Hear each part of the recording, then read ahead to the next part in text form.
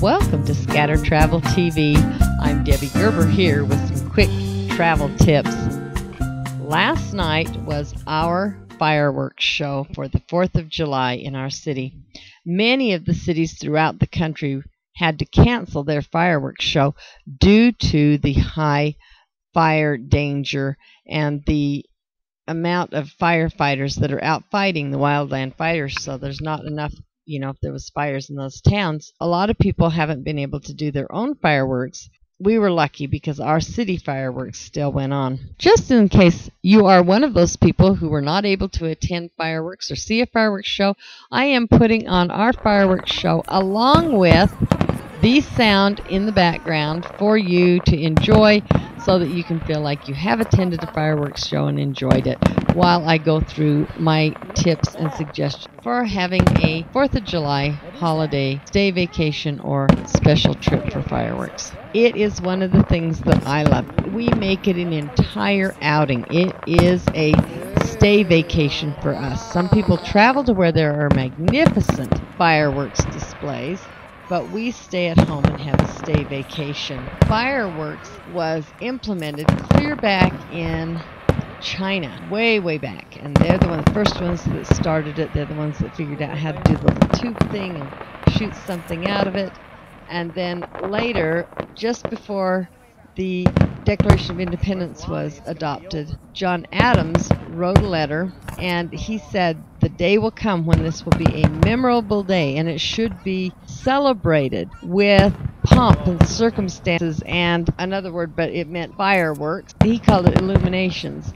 He said that that's the way it should be celebrated, and that's the way it is. It's celebrated that way by us, but even more, what we really love to do is throw a whole party. Not just go and watch the fireworks, but we go and we reserve our spot, and you park your one car there, and we take ropes and tie it to chairs to reserve enough to bring another car down, so that you have one reserving your spot and another place where you can go and park. We like to celebrate by inviting a group of friends over. The more the merrier, so it's usually a fairly large crowd, and we have a cookout. So we do the hamburgers and the hot dogs, and then we assign people to bring things: hamburger buns and salads and desserts and drinks and paper products, and then we usually provide the meat. So we have this big party, and we go swimming because it's hot where we live and we have a pool. So we all go swimming for a while, and then we eat, and then they usually either lay out or swim or play games, and then we all head off down to watch the fireworks. Then we can take people and drop them off, and then the last set we just pull in the car. We move our rope with our chairs on it and move it, and in the area that we are, there's a nice big strip of grass, and we've already laid out chairs and tarps and put some rocks on them to keep them there, and that's where we sit to watch the fireworks. We also have the ability to go inside a stadium to watch the fireworks. You see a few more, but it just feels more crowded, and I don't know, it's just not quite as fun to me as being with a whole group of friends and partying the night away. Another one of the things that's really fun, and we were doing it with our grandson the other night, is ooh and ah, and it's just so fantastic to listen to the sounds of it popping and shooting out. I cannot believe how big those must be. I mean, how do they make those things shoot out? It is just phenomenal. It does make you feel very patriotic, especially I noticed a difference when our fireworks started.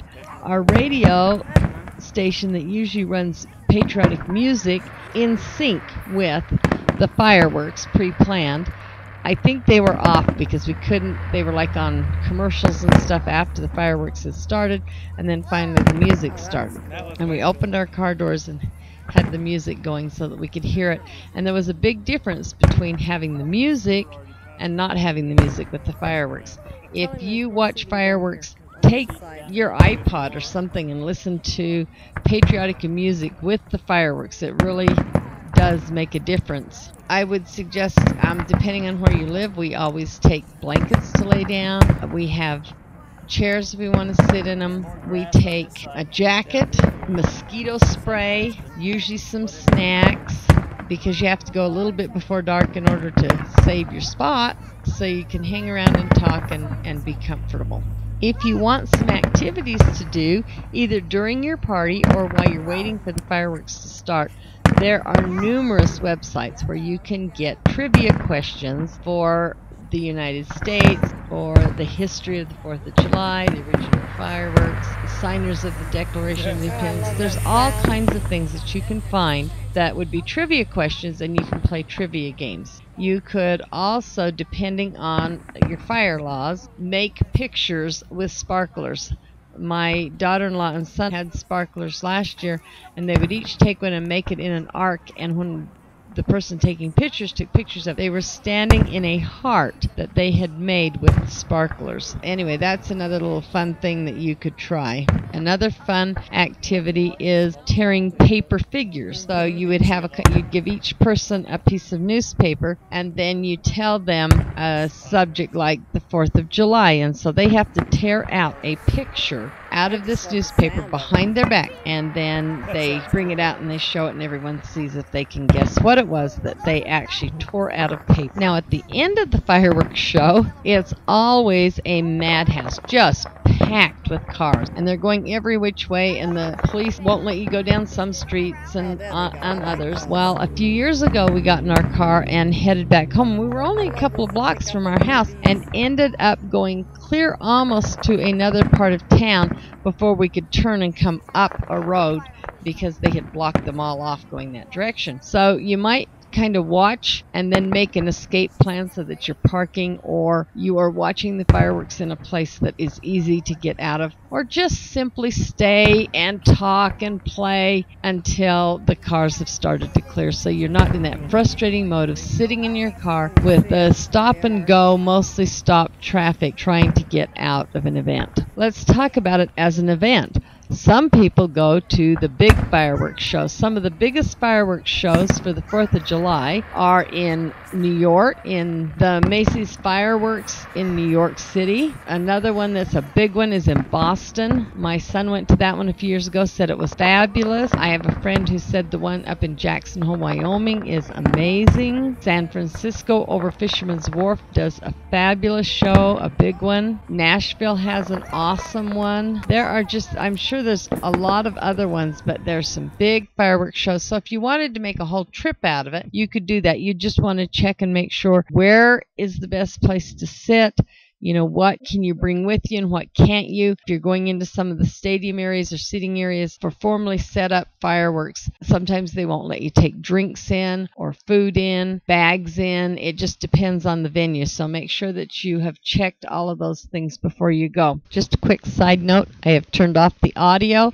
I will continue to let the fireworks show go, but because there are copyrighted songs playing in the background now, I will turn the audio off for the rest of the show. Now, if you're going to play with fireworks, please check into fire safety. A few years ago, we were going on a trip for the 4th of July, over the 4th of July, and my son Stratton parked his truck in his brother Tyson's apartment complex and parked on the edge of the parking area, and we went to California. When we came back, we found out that the neighbors had been setting off fireworks, set off a bush next to the truck, and it just scorched, just burnt the whole side of his truck. And they had broke the windshield in order to try to get the truck out of the way of the fire, and it was quite a mess. So be really, really careful with your fireworks. Just remember that they might be fun and they might seem safe, but go the extra mile in precaution, especially if you live anywhere near mountains or dry grassland or dry bushes or trees or anything like that. Just make sure that you're in a very safe zone. Some of those fireworks can shoot a long ways, and if they go off course and take off sideways or something, you could be in trouble. And nowadays, it can cost you millions of dollars. So be very aware and careful with your fireworks.